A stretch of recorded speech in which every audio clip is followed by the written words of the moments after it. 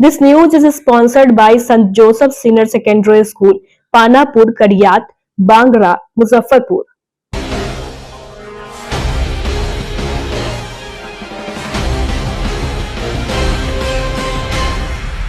नमस्कार, मैं श्रुति और आप देख रहे हैं डेन न्यूज। खबरों को आगे बढ़ाने से पहले आइए एक नजर डालते हैं उन खबरों पर जो बनी है आज की सुर्खियां।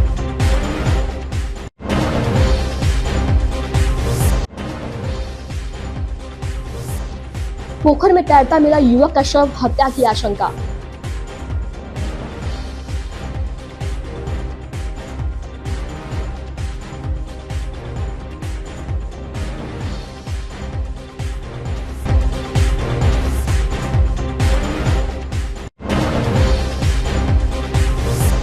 दारू के खिलाफ पुलिस का बड़ा एक्शन, 50 लाख का विदेशी शराब जब्त।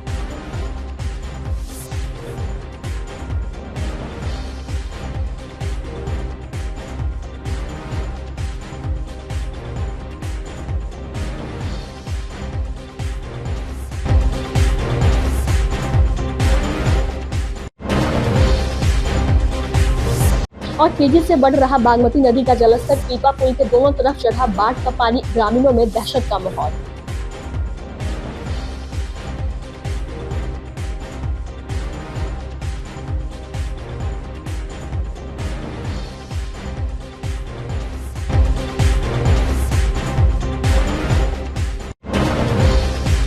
तो ये थी आज की सुर्खियां, अब खबरें विस्तार से। मुजफ्फरपुर के काटी थाना क्षेत्र अंतर्गत वार्ड नंबर 21 स्थित बुध पोखर में रविवार सुबह एक अज्ञात व्यक्ति का शव मिलने से इलाके में सनसनी फैल गई। स्थानीय लोगों ने शव को पानी में तैरता देखा और तुरंत पुलिस को सूचना दी। मौके पर पहुंची पुलिस टीम ने शव को पोखर से निकालकर जांच शुरू की। फिलहाल मृतक की पहचान नहीं हो सकी है। ग्रामीणों ने आशंका जताई है कि व्यक्ति की हत्या कर शव को पोखर में फेंका गया है।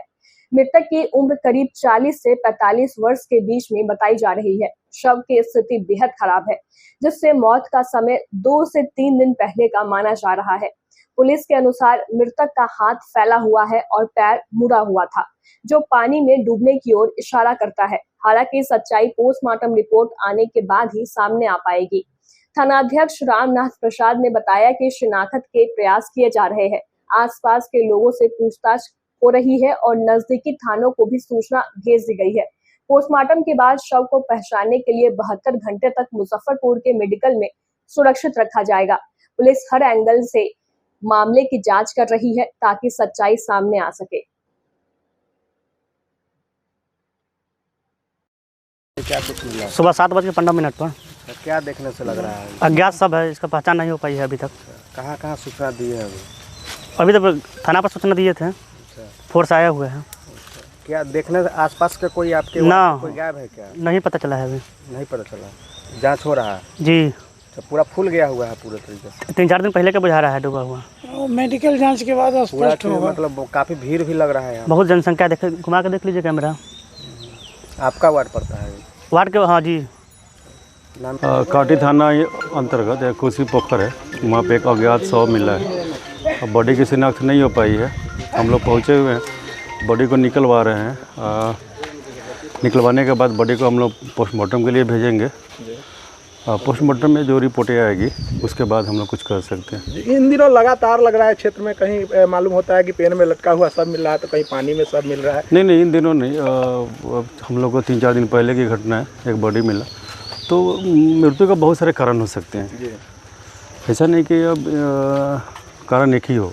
बहुत सारे पारिवारिक कलह हैं, और भी कारण हो सकते हैं जिसके कारण सुसाइड की हो सकता है संभावना हो सकती है। तो हम ये नहीं कह सकते कि बॉडी इतना क्यों मिल रहा है। जी, यहाँ पर देखने से क्या लग रहा है सर? यहाँ पे आए हैं प्रथम दृष्टि हम लोग को यही पता चलता है कि बॉडी मिला है, तो उसको पहले हम लोग शव की पहचान कराएंगे। शव की पहचान होने के बाद पहले हम लोग पोस्टमार्टम के लिए भेजेंगे। पोस्टमार्टम रिपोर्ट आने के बाद फिर देखेंगे कि हाँ आगे क्या उसमें किया जा सकता है। अभी तक पहचान नहीं हो पाई? जी, अभी तक पहचान नहीं हो पाई है। मुजफ्फरपुर के काजी मोहम्मदपुर थाना क्षेत्र में बीते शुक्रवार को रिटायर्ड शिक्षिका मंजू कुमारी से हुई चैन चिनाई मामले में पुलिस ने अहम सफलता हासिल की है। इस कांड में शामिल एक छात्र की पहचान कर पुलिस ने विशेष टीम गठित कर कटिहार जिले के कुख्यात कोढ़ा गैंग तक पहुंच बनाई। टीम ने मुख्य आरोपी के ठिकाने पर छापेमारी कर वारदात में छीनी गई सोने की चेन बरामद कर ली है। हालांकि गिरोह का शातिर सदस्य पुलिस की दबिश की भनक पाकर मौके से फरार हो गया। घटना बीते शुक्रवार शाम चक्कर चौक स्थित रसूलपुर जियानी मोहल्ले में हुई थी। रिटायर्ड शिक्षिका मंजू कुमारी चक्कर चौक स्थित धोबी से कपड़े लेकर घर लौट रही थी। तभी काले रंग की अपाची बाइक पर सवार दो युवक उनके पास आकर गोबरसही का रास्ता पूछने लगे। महिला जैसे ही रास्ता बताने लगी तभी पीछे बैठा युवक ने झपट्टा मारकर उनकी सोने की चेन छीन ली और दोनों तेज रफ्तार में चक्कर चौक की ओर भाग निकले। घटना के बाद पीड़िता ने काजी मोहम्मदपुर थाने में लिखित शिकायत दर्ज कराई। पुलिस ने गंभीरता से जांच शुरू की और घटनास्थल के आसपास लगे सीसीटीवी कैमरे की फुटेज खंगाली। एक कैमरे में पीछे बैठा युवक का चेहरा साफ तौर पर देखा गया, जिसके आधार पर उसकी पहचान कटिहार जिले के कोढ़ा थाना क्षेत्र निवासी कुख्यात चैन स्नैचर के रूप में की गई। इसके बाद काजी मोहम्मदपुर थाना की एक विशेष टीम को कटिहार रवाना किया गया। टीम ने आरोपी के घर पर छापेमारी की, जहां से शिक्षिका मंजू कुमारी की छीनी गई सोने की चेन बरामद कर ली गई। थानाध्यक्ष जयप्रकाश सिंह ने बताया कि आरोपी की गिरफ्तारी के लिए संभावित ठिकानों पर लगातार दबिश दी जा रही है। जल्द ही उसे गिरफ्तार कर लिया जाएगा। उस 20 तारीख को 6:30 बजे एक रिटायर्ड शिक्षिका से वो चक्कर रोड में वो अपने घर लौट रही थी मोहल्ले में, तो दो अज्ञात मोटरसाइकिल पर सवार व्यक्तियों ने उनके गले से चैन छीन लिया। सूचना प्राप्त होने के बाद पुलिस ने त्वरित कार्रवाई करते हुए सीसीटीवी वगैरह का अवलोकन किया, देखा, उसमें अभियुक्त की पहचान हुई और पुलिस ने त्वरित कार्रवाई करते हुए छापामारी कर छीने हुए चैन को बरामद कर लिया है और अभियुक्त की गिरफ्तारी के लिए अग्रतर कार्रवाई की जा रही है। घर से छापामारी के क्रम में अभियुक्त अपने घर से फरार हो गया और उसकी पहचान हो गई है और वह उसके विरुद्ध गिरफ्तारी के लिए छापामारी चल रही है और आगे फरार रहने पर वारंट कुर्की की कार्रवाई की जाएगी। कहाँ से रिकवर हुआ है? ये कटिहार से रिकवर हुआ है। इसमें कटिहार का कोढ़ा गैंग सक्रिय है स्नैचिंग में। वो लोग वही लोग थे वहाँ पर, उसके लिए क्या कुर्की जब्ती वगैरह के लिए कोर्ट? हाँ, उसके लिए वारंट और कुर्की की कार्रवाई की जाएगी। मुजफ्फरपुर के काटी थाना क्षेत्र में पुलिस ने शराब तस्करों के मंसूबों को नाकाम कर दिया। शनिवार की देर रात 2 बजे काटी हाई स्कूल के पास एक सुनसान जगह पर पुलिस ने छापेमारी कर भारी मात्रा में शराब बरामद की।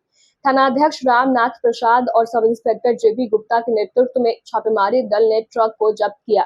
ट्रक में विदेशी शराब से लदी 656 पेटियां थी, जिसमें कुल 5,834 लीटर शराब पाई गई। शराब की अनुमानित कीमत 40 से 50 लाख रुपए के बीच में बताई जा रही है। हालांकि अंधेरे और आसपास के जंगल का फायदा उठाकर शराब तस्कर फरार हो गए। पुलिस ने मौके से एक स्प्लेंडर बाइक भी जब्त की है। ट्रक में शराब के ऊपर व्हाइट सीमेंट की बोरियां लदी थी ताकि उसे छिपाया जा सके। पुलिस ने बताया कि सूचना एक अर्धनिर्मित बिस्किट फैक्ट्री के पास शराब के अनलोड होने की मिली थी। इसके बाद गुप्त तरीके से छापेमारी की गई। पुलिस की इस कार्रवाई के साथ साथ जिले के अन्य थाना क्षेत्रों में भी छापेमारी हुई। वन निषेध विभाग की सूचना पर गढ़ा ओपी क्षेत्र के पटियासा चौड़ से एक ट्रक और ऑल्टो कार से 2,976 लीटर शराब जब्त की गई। वहीं मुशहरी थाना क्षेत्र में राजा सहनी के घर छापेमारी कर 355 लीटर विदेशी शराब बरामद की गई। राजा सहनी को गिरफ्तार भी किया गया, जो पहले भी शराब के मामले में जेल जा चुका है। कल हम लोग रात्रि में गश्ती कर रहे थे, उसी में लगभग 1:30 बजे के आसपास सूचना मिला कि एक ट्रक हाई स्कूल के आगे एक बिस्कुट फैक्ट्री है, उसके आगे एक बिस्कुट फैक्ट्री पार्ले जी है, उसी के आगे शराब की बड़ी खेप से उसमें रखा हुआ है और उसको उतारने के फिर आगे में कुछ शराब के तस्कर लगे हुए हैं। सूचना पर हम लोग तुरंत वरीय पदाधिकारी को सूचना दिए और तुरंत गए तो देखे कि एक गाड़ी लगी हुई थी, उसका बत्ती सब जल रहा था और उसके जो तस्कर है वो भागने लगे। चूँकि काफ़ी झाड़ी झंखार था, मुँह जोज था, तो ये लोग भागने में सफल हुए, लेकिन हम लोग ट्रक को पकड़ लिए और वहीं पर एक बाइक बरामद हुआ। तो हम लोग ट्रक को पकड़े और एक बाइक को बरामद किए। फिर ट्रक में जो पुटी था वाइट पेंट करने वाला, उसको हटा के देखे तो इसमें शराब था, तो इसका मतलब हुआ कि शराब का जो न्यूज़ हम लोग को मिला था वो सत्य था, शराब की पुष्टि हुई। फिर हम लोग वरीय पदाधिकारी को इसकी सूचना दी है। कितनी कार्टन शराब है? हाँ, इसका हम लोग थाना लाए, जो काउंटिंग किए तो इसका पूरा ब्लू, इसके में मैकडॉनल्ड्स और इम्पेरियल ब्लू है, इसमें कुल मिलाकर हम लोग काउंटिंग किए तो 656 कार्टून है। कितने लीटर होंगे सर? कुल मिलाकर हम लोग लीटर तो अभी नहीं काउंट नहीं किए हैं, लेकिन काउंटिंग में काउंट किए हैं तो 656 लीटर है इसमें। मतलब कांटी क्षेत्र में ही से मतलब? हाँ, कांटी के लव बॉर्डर है वो। शराब माफिया का चिन्हित भी किया गया है? हाँ, चिन्हित किया गया। हम लोग तो फर्स्ट में जो ट्रक मालिक है उस पर और जो बाइक बरामद हुआ था उस पर केस कर रहे हैं। नहीं, उस पर केस कर रहे हैं और माफिया के भी हम लोग चिन्हित किए हैं और उस पर भी हम लोग कार्रवाई करेंगे। कहाँ से सर ये लाया जा रहा है माल? अभी तो जो ट्रक है वो पता चला है कि उसका मालिक है वो गया का है। फिर हम लोग इसमें जब गहन तहकीकात करेंगे तो पता चलेगा कि इसको लाने वाले कौन हैं और ये कहाँ से लाए हैं। कितने की कीमत होगी सर लगभग? कीमत तो हम लोग को पता नहीं है, लेकिन फिर भी इसकी कीमत लाखों में जा सकती है। मुजफ्फरपुर जिले में बागमती नदी का जलस्तर में काफी तेजी से बढ़ोतरी हुई है। निचले इलाके में बाढ़ का पानी फैलने लगा है। वहीं कटरा पीपा पुल के दोनों तरफ पानी चढ़ गया है। 18 पंचायत समेत लाखों लोगों का प्रखंड मुख्यालय और जिला मुख्यालय का संपर्क टूट गया है। बेनीबाद होते हुए लोग प्रखंड मुख्यालय और जिला मुख्यालय जाने को मजबूर है। लोगों को काफी परेशानियों का सामना करना पड़ रहा है। पीपा पुल के जिला प्रशासन के द्वारा नाव की व्यवस्था भी कराई जा रही है। लगातार बागमती नदी के जलस्तर में उतार चढ़ाव होता रहता है। बताया जा रहा है अहले सुबह से बागमती नदी के जलस्तर में तेजी से बढ़ोतरी हुई। अतरार चचरी पुल ध्वस्त हो गया। पीपा पुल के दोनों तरफ पानी तेजी से बहने लगा। दोनों तरफ सुबह से ही गाड़ियों की लाइन लग गई। हालांकि कर्मी लगातार पीपा पुल की मरम्मत को लेकर जुटे हुए हैं, लेकिन अभी तक चालू नहीं हो सका है। स्थानीय लोग स्थानीय जनप्रतिनिधि पर अपनी भड़ास निकाल रहे हैं और राई विधानसभा क्षेत्र में आज तक चचरी और पीपा पुल से निजात नहीं मिल सकी है। चुनावी दौर में सिर्फ घोषणाएं की जा रही है, लेकिन जमीन पर काम नहीं दिख रहा है।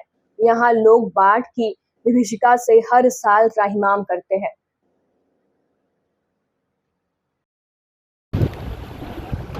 और इसमें तो एक बहुत बड़ा शुक्रिया है जो पीपा पुल संचालक को, जो अरुण कुमार सिंह है, जो इस पुल को चला रहे हैं।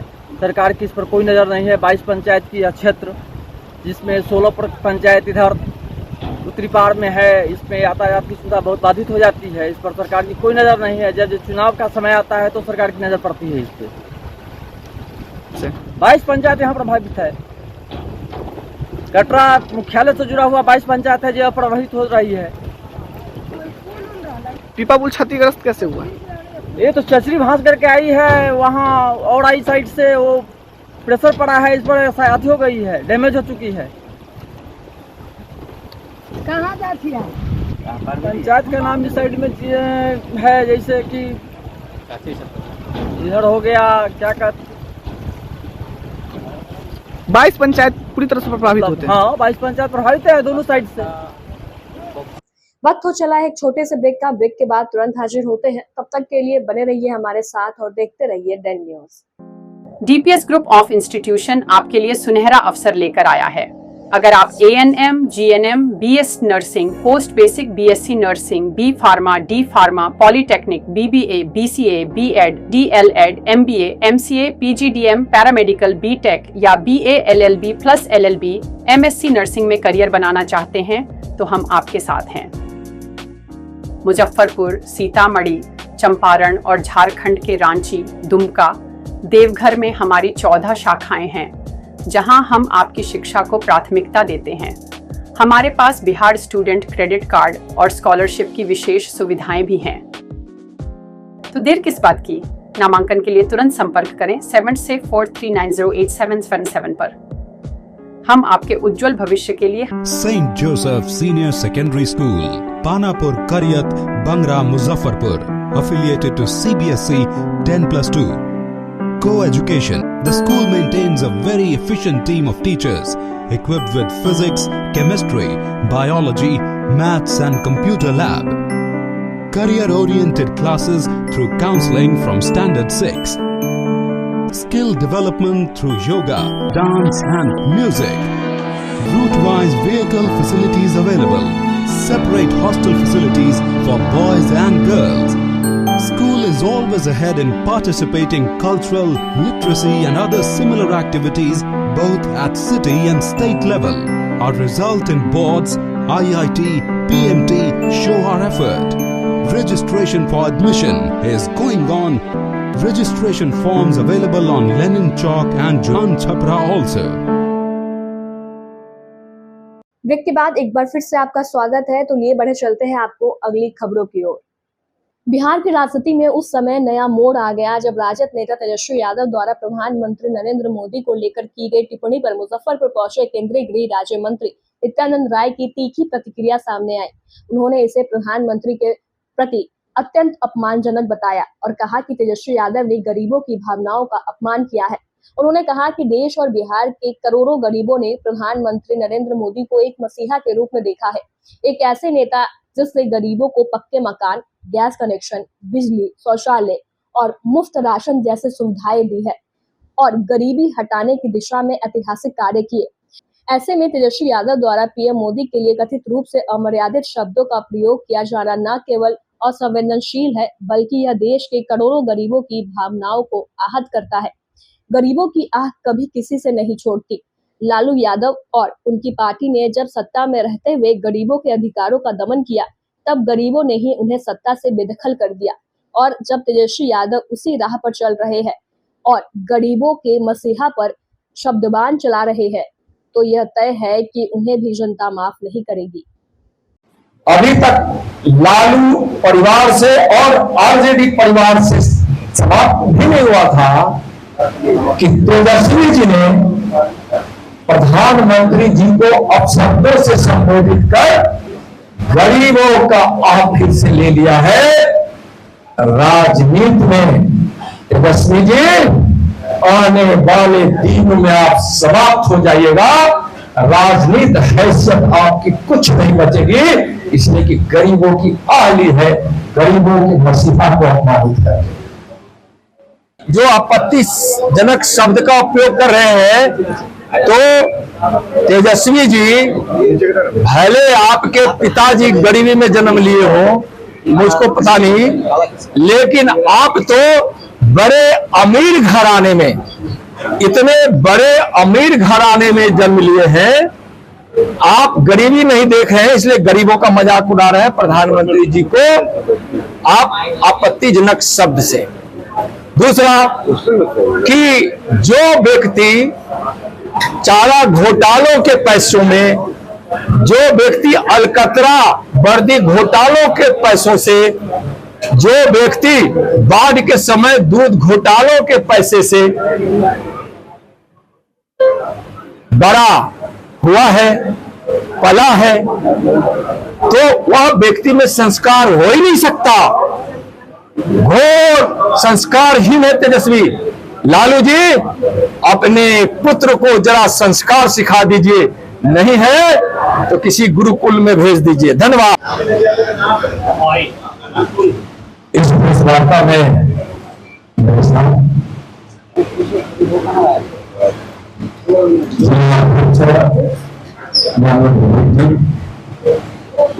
सभी हमारे इलेक्ट्रॉनिक मीडिया के साथियों, तेजस्वी जी संस्कारहीन है। तेजस्वी जी संस्कारहीन है। माननीय प्रधानमंत्री श्री नरेंद्र मोदी जी पर आपत्तिजनक शब्दों का संबोधन कर उन्होंने अपने कुसंस्कार का परिचय दिया है। माननीय प्रधानमंत्री जी गरीबों के मसीहा है और तेजस्वी जी द्वारा आपत्तिजनक शब्दों के साथ माननीय प्रधानमंत्री जी का संबोधन इस देश के गरीबों का अपमान है। माननीय मोदी जी का नहीं, इस देश की और इस बिहार के गरीबों का अपमान है। इस देश और बिहार के गरीबों ने बहुत दिनों से अपने मन में एक सपना पाल रखा था कि हमारे कोई मसीहा हमारे घर से भी गरीबी मिटेगी, हमारे घर में शौचालय होगा, बिजली होगी, नल का पानी होगा, हमारे घर में कोई बीमार पड़ेगा तो उसका इलाज होगा और हमारे घर, अपना घर मिडिल पास होगा। उस सपने को माननीय प्रधानमंत्री श्री नरेंद्र मोदी जी ने पूरा किया है। यानी गरीबों में मसीहा, गरीबों में अपना मसीहा माना है हमारे प्रधानमंत्री, और गरीबों की आग लेने वाले आज तक बचे नहीं हैं। जिसने भी गरीबों की आग ली है, गरीबों पर अत्याचार किया है, लालू जी और उनकी पार्टी और उनके पार्टी के लोगों द्वारा जो गरीबों को सताया गया, गरीबों पर अत्याचार हुआ, गरीबों के हक को लूट लिया गया। SUCI यानी कम्युनिस्ट ने रविवार को मुजफ्फरपुर में ईरान पर अमेरिकी साम्राज्यवाद के बर्बर सैन्य हमले के खिलाफ जुलूस निकाला। जुलूस मोतीझील स्थित जिला कार्यालय से शुरू होकर तिलक मैदान रोड, जवाहरलाल रोड होते हुए कल्याणी चौक पहुंचा। कल्याणी चौक पर सभा को संबोधित करते हुए जिला सचिव अर्जुन कुमार ने कहा कि अमेरिका ने अंतर्राष्ट्रीय मानदंडों और अंतर्राष्ट्रीय परमाणु ऊर्जा एजेंसी की चेतावनियों को नजरअंदाज कर ईरान पर सैन्य हमला किया, जो विश्व शांति के खिलाफ है। उन्होंने आरोप लगाया कि अमेरिका ने पहले इजराइल के जरिए गाजा में नरसंहार को बढ़ावा दिया और अब ईरान पर हमला कर क्षेत्रीय वर्चस्व स्थापित करने की साजिश रची, लेकिन ईरान के साहसी प्रतिरोध ने इस साजिश को विफल किया है। अर्जुन कुमार ने अमेरिका से इस क्रूर हमले को तत्काल रोकने की मांग की, इसे मानव जाति पर हमला करार दिया। जुलूस में शामिल लोग नारे लगा रहे थे, जंगखोर अमेरिका, ईरान से हटो, अमेरिका इजराइल हमला बंद करो, साम्राज्यवादी युद्ध के खिलाफ जनता एक हो।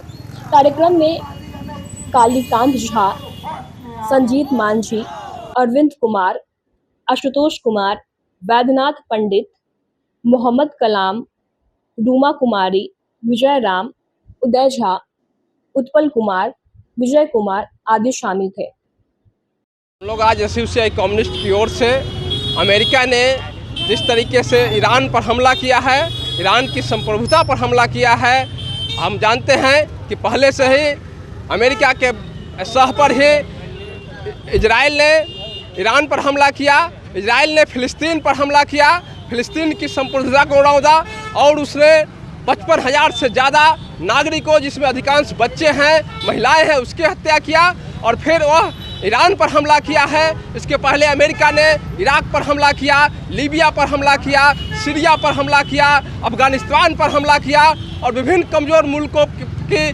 संप्रभुता पर हमला करके वहाँ अपना सैनिक अड्डा बनाया और इस तरीके से दुनिया के जो संसाधन है, जो वहाँ का तेल है और भी कच्चे माल है, आम श्रम शक्ति है, उसका दोहन कर वो चंद मुट्ठी भर अपने देश के साम्राज्यवादी पूंजीपतियों का माने झोली भरने का काम कर रहा है। वह आज मानवता का हत्यारा है, मानवता की हत्या कर दुनिया में वह अपना वर्चस्व जमाना चाहता है। इसके खिलाफ हम लोग आज SUCI कम्युनिस्ट की ओर से विरोध मैंने जुलूस निकाले हैं। हम दुनिया के मैंने शांतिकामी लोगों से, मैंने शांति प्रिय लोगों से भी आह्वान करते हैं कि अमेरिका की इस कार्रवाई का वो विरोध करें और अमेरिका से कहते हैं कि वो अविलंब ईरान से दूर हटे और इजराइल भी ईरान से दूर हटे।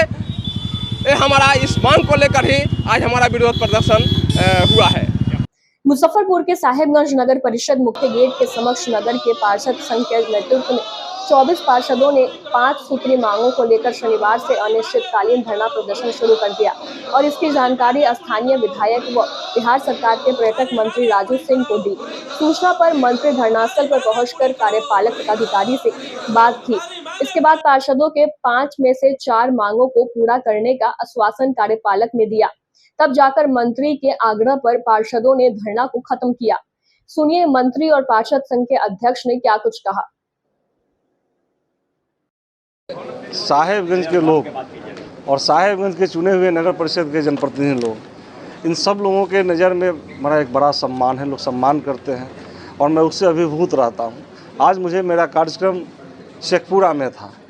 मैं उस कार्यक्रम को छोड़ के वहाँ के डीएम को बता करके जब मुझे सुबह सुबह पता चला कि हमारे सारे जनप्रतिनिधि साहेबगंज के लोग धरना पर बैठे हुए हैं, तो मैंने अपने आप को नहीं रोक पाया। मैंने तत्काल यहाँ के एक्जीक्यूटिव अफसर से बात किया, बोला कि नहीं वहाँ चलना चाहिए, और मैंने शेखपुरा के प्रोग्राम को कैंसिल करके यहाँ आया।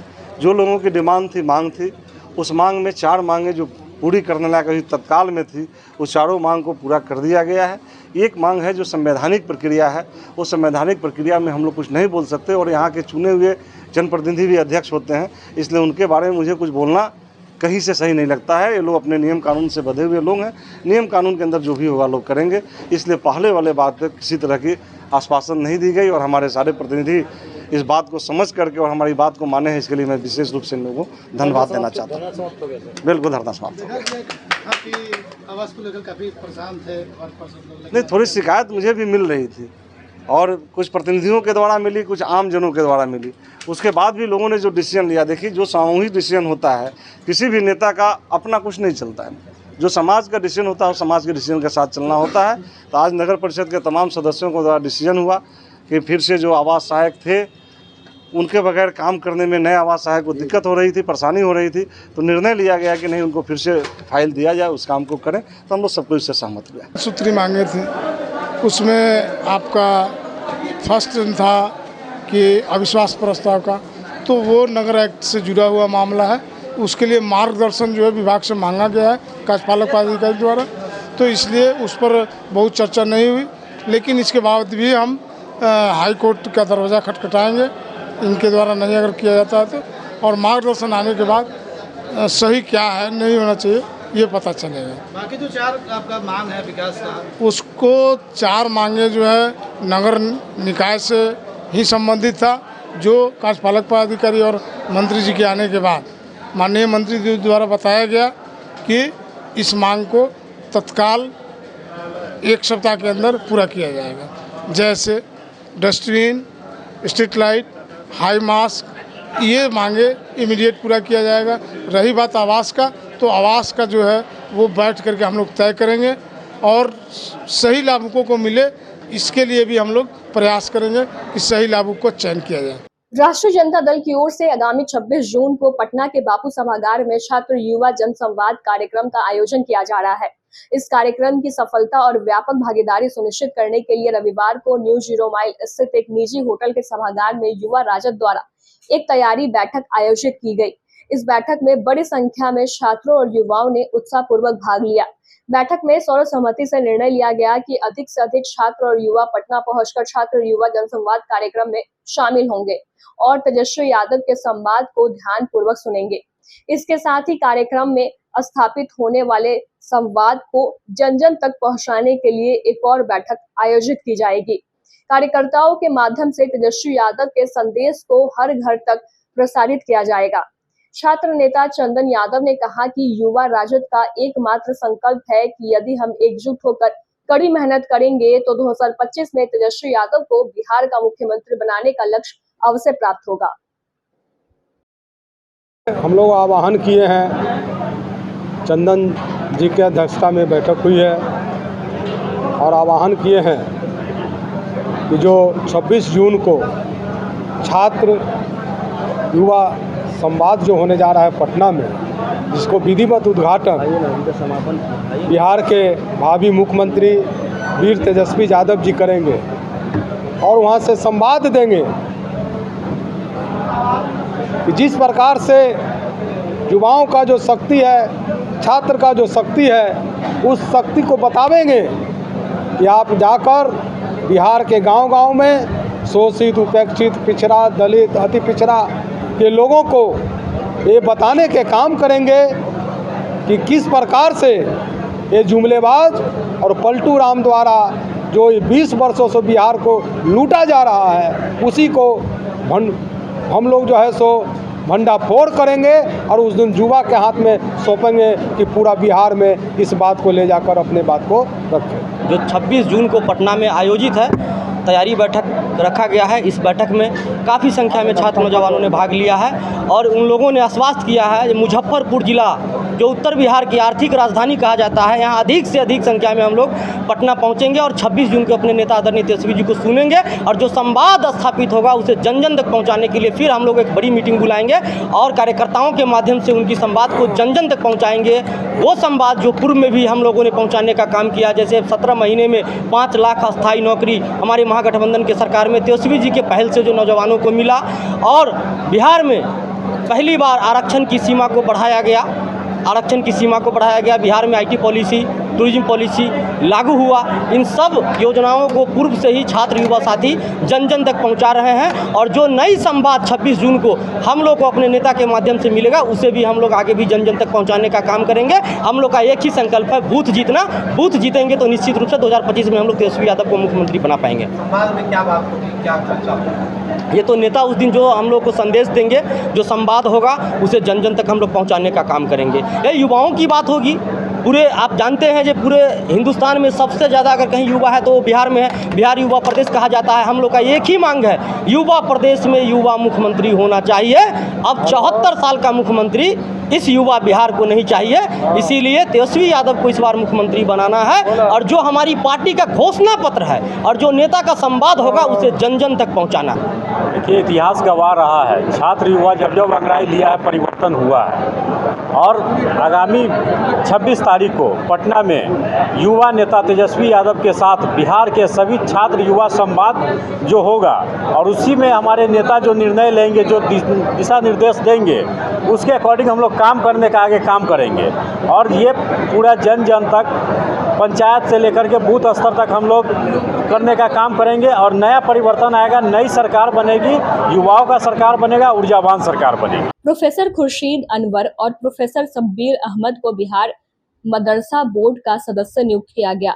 इस अवसर पर रविवार को पूर्व मंत्री सुरेश शर्मा के नेतृत्व में बिहार के स्पीकर चौक स्थित अटल सभागार में एक सम्मान समारोह आयोजित किया गया। समारोह में दोनों प्रोफेसर को माला पहनाकर और अंग वस्त्र भेंट कर सम्मानित किया गया।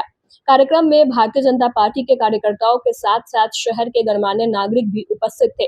इस अवसर पर पूर्व मंत्री सुरेश शर्मा ने कहा कि प्रोफेसर खुर्शीद अनवर को और प्रोफेसर शब्बीर अहमद की नियुक्ति जिले के लिए गौरव की बात है। उन्होंने कहा, यह नियुक्ति मुजफ्फरपुर में हिंदू मुस्लिम एकता का प्रतीक है। हम सभी के सहयोग से एक विकसित मुजफ्फरपुर का निर्माण करेंगे और प्रधानमंत्री के विकसित भारत के सपने को साकार करने में योगदान देंगे। दो भाई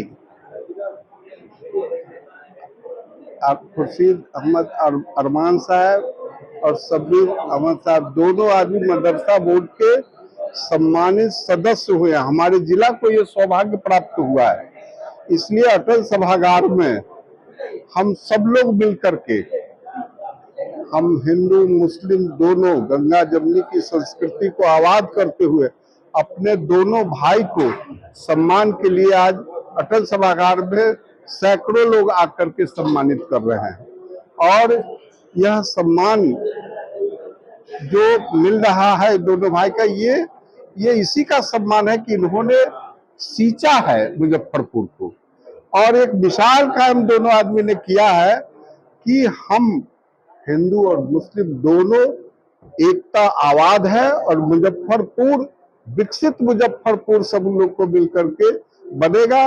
प्रधानमंत्री का जो विकसित भारत का सपना है वो हम सब लोग मिलकर के भारत विकसित मुजफ्फरपुर बनाएंगे। इसी अवसर के लिए आज हम सब लोग मिलकर के दोनों भाई को सम्मानित कर रहे हैं। कई लोगों की मानसिकता होती है कि मुस्लिम वर्ग के लोग जो है भाजपा को वोट नहीं देते हैं, फिर भी आप ये मानसिकता अब दूर हो गई, ये सब अब नहीं है। सब लोग भाई मिलकर 140 करोड़ जनता प्रधानमंत्री के हृदय की ताकत है, तो अभी बात कहाँ से उठता है? अभी बात खत्म हो गई, जो था वो बात खत्म। अखंड भारत पुरोहित महासभा के तत्वाधान में रविवार को मुजफ्फरपुर के बाबा गरीबनाथ मंदिर प्रांगण में सनातन महाकुंभ ने जोर देकर कहा कि हमारा लक्ष्य एक सम्मान तिथि निर्धारित करना है ताकि पूरे बिहार के लोग एक ही दिन अपने पर्व त्योहार हर्षोल्लास के साथ मना सके। यह पहल सनातन संस्कृति की एकता को सुदृढ़ करेगी और धार्मिक समरसता को बढ़ावा देगी। कार्यक्रम में उपस्थित सभी विद्वानों ने इस प्रस्ताव का समर्थन किया और इसे लागू करने हेतु ठोस कदम उठाने का संकल्प लिया। आज सनातन महाकुंभ सह धर्म संसद का आयोजन है बाबा गरीबनाथ धाम सभागार में। इसका मूल उद्देश्य है हमारा व्रत और त्यौहार पूरे भारत में एक तिथि, एक समय, एक डेट में मनाया जाए। इसी को लेकर के यह धर्म संसद का आयोजन हुआ है। इसके पूर्व 2018 में भी धर्म संसद किया गया था और यह आज जो है सभी विद्वजन अपना अपना निर्णय देंगे, विचार देंगे, लिखित प्रमाण देंगे। इसके बाद हम लोग कैलेंडर जारी करेंगे जो पूरे बिहार में एक दिन एक तिथि पर यह व्रत त्यौहार मनाया जाएगा। इसी को लेकर यह धर्म संसद सनातन महाकुंभ का आयोजन किया गया है। देखिए, इसके पहले भी इसी सभागार में 2018 में धर्म संसद का आयोजन की गई थी पंचांग की गुप्तता के लिए। क्या ये जो पर्व आ जाते हैं वो दो दिन पर्व हो जाते हैं। मिथिला पंचांग वाला होता है, बनारसी पंचांग वाला होता है। मिथिला वाले अलग मानते हैं, बनारस अलग मानते हैं और हम त्रिभुत में रहते हैं। न मिथिला है न ये बनारस है, ये त्रिभुत है। 3 सभ्यताओं का जननी है ये त्रिभुत। तो हम जो त्रिभुत के लोग हैं सबसे संशय में रहते हैं, तो इसकी एक रूपता कैसे हो पंचांग में, इसलिए बनारस और मिथिला के विद्वानों को बैठाया गया है। इसमें पंडित रामचंद्र झा जी, शशिनाथ झा जी, देवनाथ झा जी, बनारस के विद्वान लोग सभी कोई आए हुए हैं और सभी अपना अपना मत दे रहे हैं और एक मत से जो उन्होंने लिखित देंगे उसी मत पर हम लोग चलेंगे। आज की खबरों में बस इतना ही। कल फिर मिलेंगे कुछ नई खबरों के साथ। तब तक के लिए हमें दीजिए इजाजत। नमस्कार। डीपीएस ग्रुप ऑफ इंस्टीट्यूशन आपके लिए सुनहरा अवसर लेकर आया है। अगर आप ANM, GNM, BS nursing, post basic BSc nursing, B pharma, D pharma, polytechnic, BBA, BCA, B.Ed, DLEd, MBA, MCA, PGDM, paramedical, BTech या BA LLB plus LLB, MSc nursing में करियर बनाना चाहते हैं तो हम आपके साथ हैं। मुजफ्फरपुर, सीतामढ़ी, चंपारण और झारखंड के रांची, दुमका, देवघर में हमारी 14 शाखाएं हैं जहां हम आपकी शिक्षा को प्राथमिकता देते हैं। हमारे पास बिहार स्टूडेंट क्रेडिट कार्ड और स्कॉलरशिप की विशेष सुविधाएं भी हैं। तो देर किस बात की? नामांकन के लिए तुरंत संपर्क करें 7643908777 पर। हम आपके उज्जवल भविष्य के लिए हमेशा तत्पर हैं। Saint Joseph senior secondary school, Panapur, Kariyat, Bangra, Muzaffarpur, affiliated to CBSE 10+2. Co-education. The school maintains a very efficient team of teachers equipped with physics, chemistry, biology, maths and computer lab. Career-oriented classes through counseling from Standard 6. Skill development through yoga, dance and music. Route-wise vehicle facilities available. Separate hostel facilities for boys and girls. School is always ahead in participating cultural, literacy and other similar activities both at city and state level. Our result in boards, IIT, PMT show our effort. Registration for admission is going on. Registration forms available on Lenin Chowk and Jalan Chhapra also.